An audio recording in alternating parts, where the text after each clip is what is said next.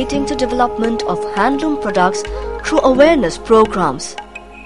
For providing a smooth flow of raw material to the weavers when and where required, a yarn bank was set up under the Mill Gate Price Scheme in coordination with the National Handloom Development Corporation.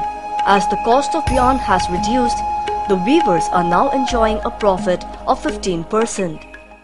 Kogi Manipur da lakiba kogi Imphal is Handloom Cluster gi yarn depot si kogi 2007 gi October da lakibani.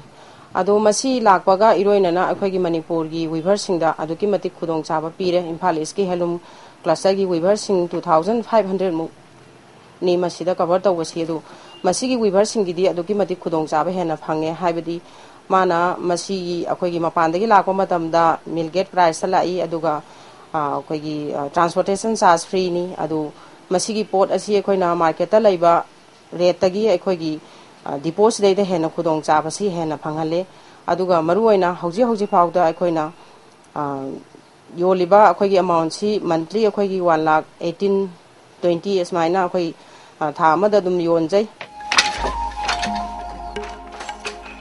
The weavers can now weave quality products.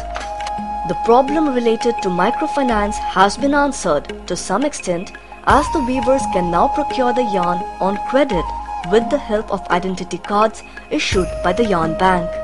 Pre-intervention, the poor economic condition of the weavers had left them at the mercy of the middlemen. Arranging working capital was the biggest challenge.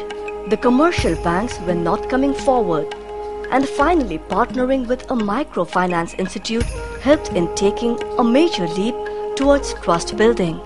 The result was quite encouraging. Weavers were linked with banks which helped them to increase their productivity. Besides microcredit, the other intervention that benefited the weavers was convergence with other schemes of DC Handloom, like providing work shed to the weavers under the Deen Dayal Hatkarga Parishod Yojana, Mahatma Gandhi Bunkar Bima Yojana, and health insurance under welfare scheme. Catering to the right market is quintessential. Before our intervention, the weavers used to cater to the local market. At the time of intervention, it was found that one of the weak areas of the Imphal East Handloom cluster was lack of product diversification. Although Manipuri handloom has great potential in the market, their traditional product alone cannot fulfill the market demand.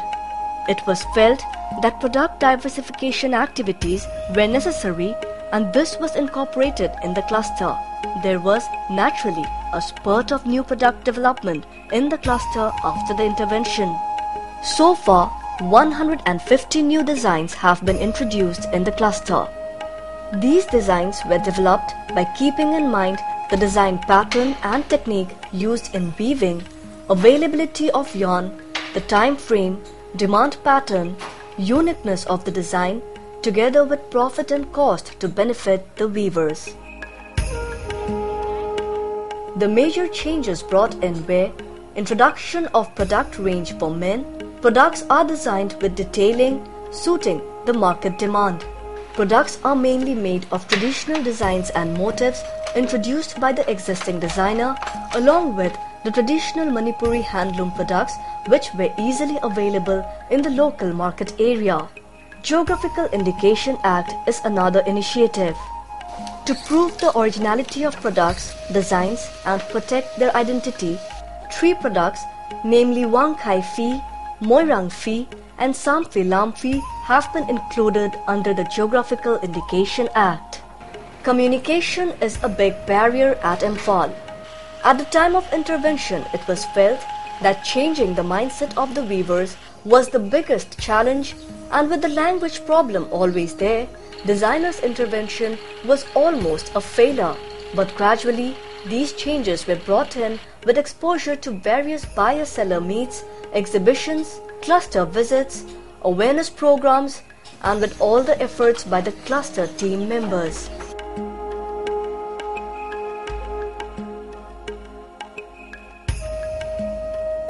Another major problem identified in the diagnostic study report was outdated dyeing techniques. Dyeing of yarn was done mainly by the individual dyers. Though the products and color scheme practiced by the weavers of Handloom cluster at Imphal was very bright and attractive, the buyers were not very pleased with the color fastness. The quality of dyeing is not so good. I should not say it's very poor, but it's not up to the mark. It may be due to because of this dyeing methodology these handloom weavers are practicing over here. The outcome? The products were mainly weaved in acrylic yarn, which does not have much demand outside Imphal. Thus, a need for imparting quality training in dyeing was felt. Regularly we are conducting dyeing training and workshop here in Imphal East for the benefit of Imphal East weavers, and after completion of these 2 years, the quality of dyeing of the yarn which the Imphal East weavers are using is now improved a lot. It may be because of the response what we are receiving from the weavers and the interest what they have taken already through these programs, dyeing programs, training and as well as workshop programs. Dyeing workshops on both vegetable and chemical dyeing were conducted in all pockets of the cluster. Experts were brought in to share their knowledge in dyeing techniques. Soon, dyers and weavers were taken to exposure trips where they got an opportunity to learn and adopt new methods in dyeing. As a result, more of silk and cotton products can now be woven as the problems relating to color fastness, quality and variety in colors have been met to a large extent.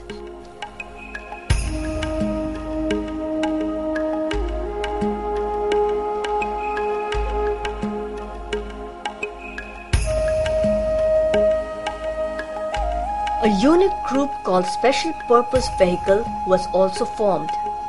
The group consists of members representing the various stakeholders.